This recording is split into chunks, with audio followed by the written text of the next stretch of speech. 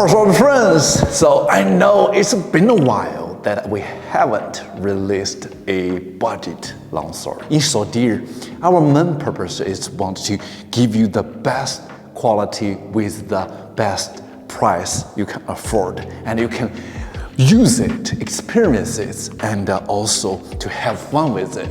So in today's edition, I released this budget line, hand and half, not a longsword, but I'll call it the hand and half longsword. It's pretty elegant, right? But I have to tell you that all the scabbard and also the hilt right here is using P.O.B leather. It's very high quality P.O.B leather, I can guarantee to you. That's why I choose this material. And also for the hilt right here, even though it's a budget one, I use the hand stitching to give you better grip and better durability. This is really important because in Swordier, when you have a battle ready, not a one-hander, you're gonna use them to practice, to cut it, to have fun in your backyard. From the pommel, it's a very classical pommel right there. It's pin pommel.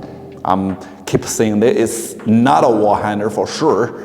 This is a pin pommel. For me, the most eye-catching part is this beautiful handle right there. As you can see, it tapered a little bit, and they had like a beautiful waistline right there. It'll give you a really comfortable grip when you have it. Even for a hand and a half sword, you can easily fit your hand like a two-handed very easily. Of course, you can use it for one-handed. But spoiler alert, this blade is actually a type 12A blade, which I'm gonna show it off later. And let's continue with the cross guard right here. This is what I hand-picked right there. As you can see, it's like a really straight cross guard with only like a 22 centimeters length, which is the right proportion. I think it's a proper proportion with the blade length and also the handle and the pommel right there. Then we move on to the scabbard right there, fully wrapped up, and underneath the wood core. You will feel it, and also he has those riser design right there to make it have like a better durability during the using and keeping the blade. And as the design feature, we use those stainless steel. All right, so even for the cross guard, the pommels, and even the tip protection right there, it's stainless steel. So this is something I don't want you to miss, because even for a budget line, we put our heart and efforts into it. So that's why I want to share with you. Now, when you check the blade, it like safely and tightly sucked into the scabbard, so you don't have to worry about like just slip off or something like that. As you can see, it's pretty stable, right? This is for the safety precautions. We especially use it and practice a lot. Now I think it's time to show off the blade. As the common feature, I will just put the scabbard away so you guys have better view to enjoy and also to have an overlook of the blade itself. So for convenience, guys, I brought a bare blade for this sword as well, because I want you to see the true face of the blade so you don't have to worry about the safety issues.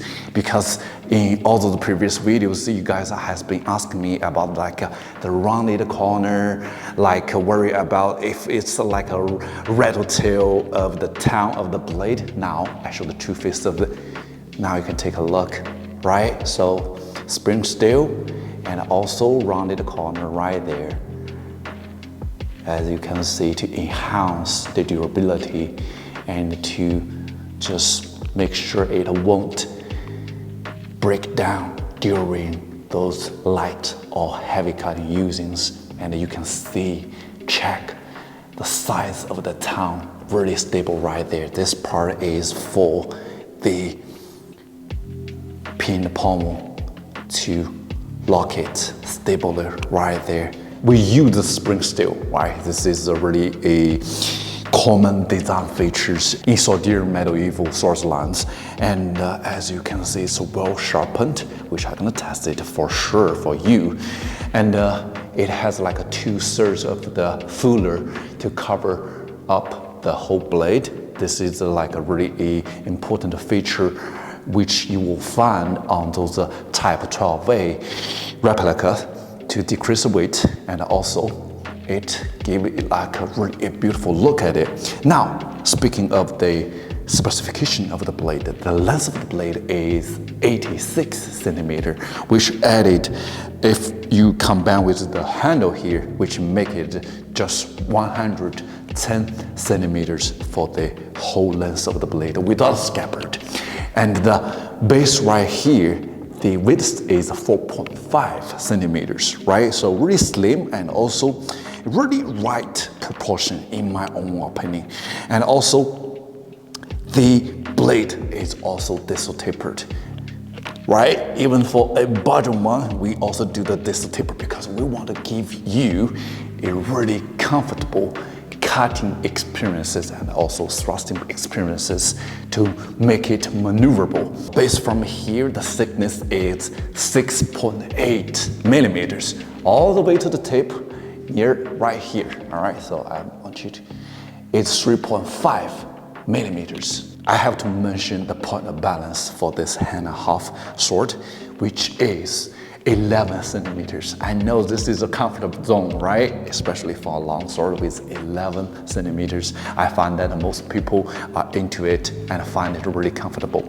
Now, with a hand-and-a-half sword like that, guess the weight is under 1,500 grams. If you take a look at all the videos that we have been uploaded, I have been stressing up this point for a long time, because even during my using and also my discussion with all those sword friends, they find it really difficult to maneuver, especially when the blade itself is over 15 or 1,600 grams. So let's test it out, how good it can be. So check this out, even for a budget line longsword, we make sure right after it goes out of the Swordier factory, it's sharpened in very good condition. That's the purpose I'm doing the test right here, to show it off. What I have here is what you're gonna have if you purchase this budget longsword from us. All right, so let's test it. Pretty smooth, right? Let's change to another edge. Smooth, right? Let's go it slowly.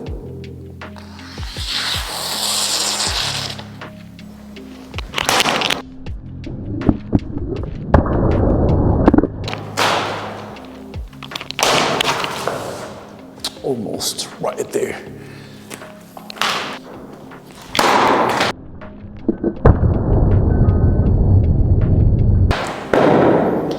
So basically, I do it like a one-handed cuttings, and I tried like a cut it from up down cuttings, failed a few times, and also after a few practice, I do the horizontal cutting. As you can see, the clean edge, everything. For me, it's really maneuverable, and it cut pretty good, even in the sharpness, and also the alignment is really important. I kind of like really prefer this kind of like the cross guard to help me to do the alignment during the cutting. This is really important, right? So this is pretty fun. And you don't see a lot of like vibrations of the blade, because the flex strength is pretty strong for this spring steel. As I mentioned, like it has like a 6.8 millimeter thickness near the base right there. Nice. Due to the pointy edge, pointy tip of the Type 12A, it's really easy to control the directions and also the focus point, even though it, for me, even though I'm an amateur during those practice, but still, it's really, you can easily control it like that. You see that? So it's really vulnerable, even using one-handed and also using two-handed. So the thrustings is really nimble. See that? Powerful, really powerful in the cutting. So just for like one row of those tatami, I love it. For budget long This is definitely, you can never make a mistake buying this longsword. Here comes the challenging part. So I put the dry bamboo inside the tatami mat. So no kidding, I will test the limit to see how it's gonna feel. All right, I'm gonna share with you later.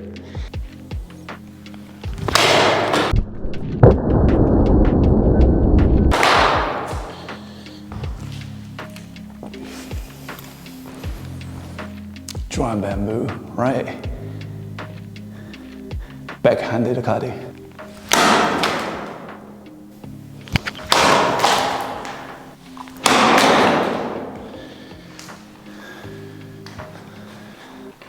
Triple cuttings. Pretty nice, right? You can still see those dry bamboo inside of it, right? This is the real deal. There we go. Powerful destruction, right? Let me wipe off the blade for you because I can't use 3 different directions to check different edge because this is double edge, right? And I bet you don't see a dented edge on the surface. Beautiful. I think the best way to test sword right after those light material cuttings and also those heavy material cutting, like the bamboo inside of the tatami mat. Let's see if it still has those edge rotation. The edge rotation. Let's test the edge rotation right there. You see, still very smooth. So that's really a great proof for the sword edge rotation, even after those cutting practice. See that? Very smooth. So what I have here now is the beer cans. So last time, lots of beer lovers complaining that I used like a kind of like a waste for using the beers to do the cutting performance and also do the testing. Now, I empty the beer and change it into waters. There we go. So I test the thrusting powers of this beer cans. As you can see, it's really sharp, even with this really pointy tip right there, and also it's enforced, right? It still has like a really beautiful power, thrusting power right there. Let's try to cut them in half because it has those like a really thick rims right there. I'm not sure how it's gonna work out, but let's see. I cut them in half because there's no water in it.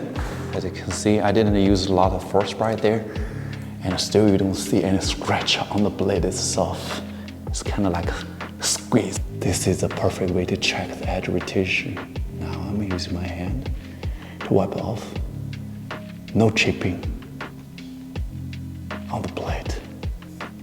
So basically, we test the sharpness, edge rotation, and also the maneuverabilities, and also the cutting capabilities, the thrusting capabilities as well. So I think I did like a really thorough test for the blade, but as a manufacturer, I still think I need to do this to do the flex strength and also to test the tip reinforcement and also to check if the blade can hold up with the pressure, like a bending 45 degree or 90 degrees, all right? As you can see, the blade tip is already biting into the wood already.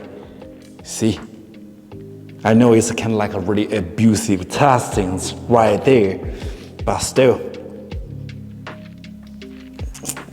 see, the bite into the wood really thick there. So first of all, the tip, as you can see, still straight and sharp. There we go. Right, there's no back road, even though it bite into the wood and kind of like a bending over 45 degrees. Now we check check the alignment. Still very straight. There we go. There's no rattlings right after all those cuttings. So, what do you think? For a budget hand-and-a-half longsword 12A type typologies, do you think it qualified for you to have it as a collection and also to have it as your backyard cutting?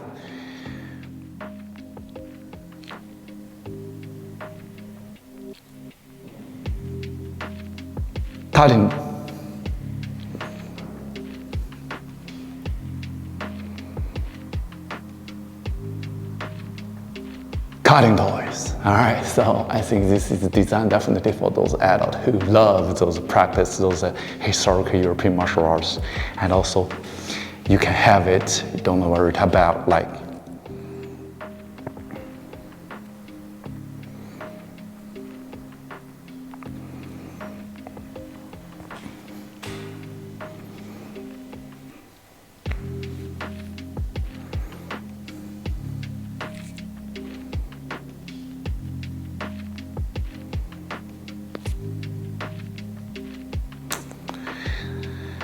So all in all, this is really a beautiful designed type 12A hand-and-a-half sword with really sturdy blade right there. Really good edge rotation.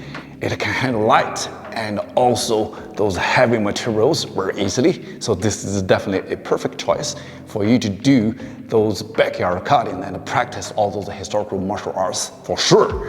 And second, it's a budget line, right? So everybody in our Swordier lines, we want you to get a feel of what we can achieve to be building those European longsword and also hand-off sword and also those arming sword. But of course, as the manufacturer, my opinion is too subjective. I will leave that to you for testing, to play with it, and also to leave your thoughts with us, so we can keep growing, keep making those budget ones or high-end ones to meet your demands. All right, so I think that's pretty much everything for today. And you guys can check it out, all those specifications and also the price from our website, Swordier.com. Until next time, my friend, stay tuned and stay sharp. Bye-bye.